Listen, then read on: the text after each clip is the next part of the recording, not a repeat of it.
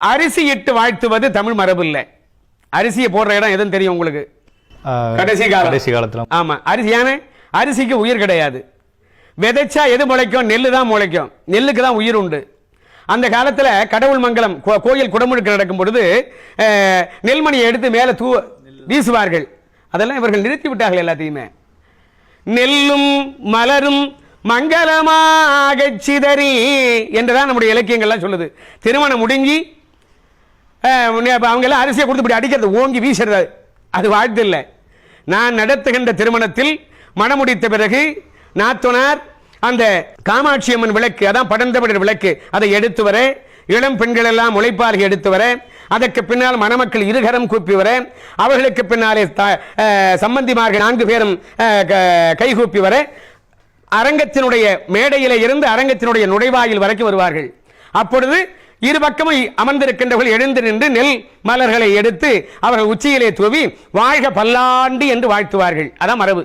அதாவது வாழ்த்தும் பொழுது பழந்தமிழ் மக்கள் அருகம்புல், அதான் அகரம்புல்னு பேரு. அந்த அகரம்புல், அந்த அருகம்புல், அதுக்கு அடுத்தது சிறுகண் பிள்ளை. சிறுகண் பிள்ளைன்னு தெரியும், மாட்டுக்கு கட்டுவாங்க மாலையா அந்த பொங்கலப்ப. அது அதனுடைய சாற்றை உட்கொண்டால், அதன் கேடத்தை உட்கொண்டால் சிறுநீரகத்தில் இருக்கின்ற கல்லை கரைக்க அற்புதமாக கிடைக்கும்.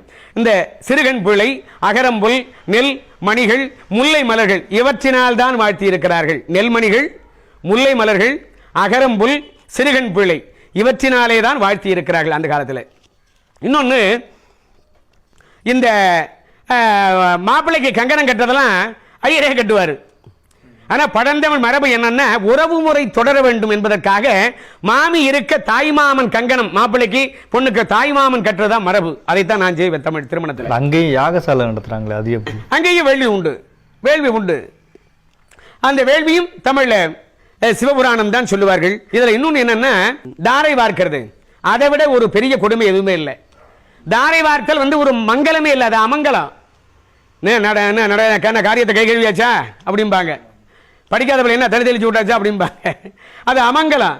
அது அவர்கள் வழக்கு. அதை கொண்டாந்து இங்கே பண்ணி இதை பண்ணிக்கிட்டு இருக்க மக்கள்லாம் மேடையில் பொண்ணை கை கழுவிட்டு இருக்காங்க. அது இல்லை. நீங்கள் படந்தமிழ் மக்கள்லாம் சிற்றூரில் சொல்லுவாங்க இல்லையா, என் ஆயுசுக்குள்ள என் பொண்ணை ஒரு புள்ள கையில் பிடிச்சி கொடுத்துட்டா போதும்பாங்க. அந்த கையிலே பிடித்து கொடுப்பது தான் பழந்தமிழ் மரபு. கையடை, ஓம்படை என்றெல்லாம் பொருள். ஓம்படை தான் உப்படைன்னு பின்னால் மாறும். ஒரு தட்டு, அதில் நெல் மலர்கள், மஞ்சள் பூசிய தேங்காய், உதிரி மலர்கள், இவற்றோடு அந்த நெல்மணி மலரோடு மணப்பெண் அந்த தேங்காயை எடுத்துக்கொள்ள மணமகளுடைய பெற்றோர்கள் பெண்ணின் கையை பிடித்து மாப்பிள்ளையின் கையிலே கொடுப்பார்கள். அப்பொழுது ஓதப்பெறுகின்ற நாங்கள் என்ன மந்திரம்? 6000 ஆண்டுகளுக்கு உட்பட்ட தொல்காப்பியம். கற்பனப்படுவது கரணமொடு புனரன் கொளக்குறி மரபில் கிழவன் கிழத்தியை கொடைக்குறி மரபினோர் கொடுப்ப கொள்வதுவே. மாணிக்க வாசகர். உங்கையிற்பிள்ளை உனக்கே அடைக்கலம், உங்கையிற்பிள்ளை உனக்கே அடைக்கலம். அடுத்தது ஆண்டாள். மத்தளம் கொட்ட வரிசங்கம் நின்றூதன் முத்துடை தாமும் நிழற்பந்தற்கு மைத்துனன் நம்பி மதுசூதனன் வந்தன்னை கைத்தலம் பற்ற கணா கண்டேன் தோழி நான் என்று பாடி முடிக்க கெட்டிமேள இசைக்கணும். அவர்கள் இந்த கையடை என்று சொல்லுவதை நாங்கள் நிகழ்த்துவோம். இதான் பழந்தமிழ் வழக்கார், கையில் பிடிச்சு கொடுக்கறது தான் வழக்காரு. இன்னொரு பெரிய கொடுமை என்னன்னா, அம்மி குழவி, அம்மியை மிதிக்க சொல்றது. அம்மிகளை வீட்டில் உட்கார சொல்லுவாங்களா, அடிப்பாங்க. குழவியில கால் பட்டுதுன்னு பிச்சு போடுவாங்க, பிச்சு. ஆமா, அது அபத்தாம்படிய. அது அம்மி இல்ல, அம்மை, தாய். குழவின்னா குழந்தை, தாயும் குழந்தையும். அது புனிதமான வழிபாடு செய்வது. இன்னும் பார்த்தீங்கன்னா கோவையில், கேரள பகுதியில் நம்ம பண்பாடெல்லாம் இருக்காங்க. பார்த்தீங்கன்னா வீடுகளில் தீபாவளி, பொங்கல், எந்த மங்கள நிகழ்வாக இருந்தாலும் சரிதான், சில நாட்களில் அம்மி குழவியை கூடத்தில் வச்சு அதற்கு மஞ்சள் குங்குமம் வச்சு மலர் சாத்தி அலங்காரம் பண்ணி படையில் இருப்பார்கள்.